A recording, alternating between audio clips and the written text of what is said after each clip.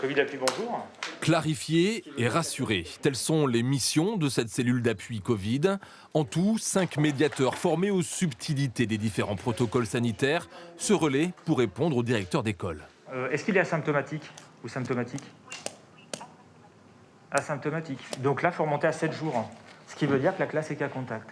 On a une école sur la commune d'Eyron avec le personnel responsable de l'éducation nationale qui nous fait part d'un test positif sur un enfant. Donc on lui explique le protocole qu'elle connaît déjà, c'est simplement on la rassure que la classe est cas contact. Et donc elle va se manifester auprès des parents, leur expliquer le principe des tests et des autotests à faire pour que les enfants puissent revenir après en classe.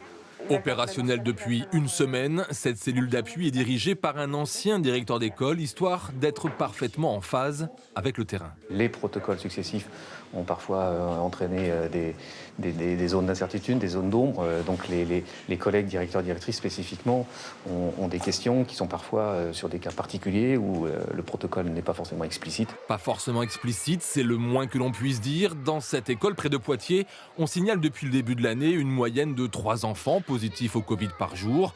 Ici, la cellule d'appui a surtout pour rôle de confirmer les prises de décision. Jusqu'à quand les enfants doivent être isolés, jusqu'à quand on doit prévenir toutes les familles d'une classe s'il y a eu un cas, donc voilà, pour être vraiment sûr et précis. Ce dispositif est donc tout sauf un luxe. Dans la seule journée de lundi, la cellule d'appui a dû traiter plus d'une centaine de demandes.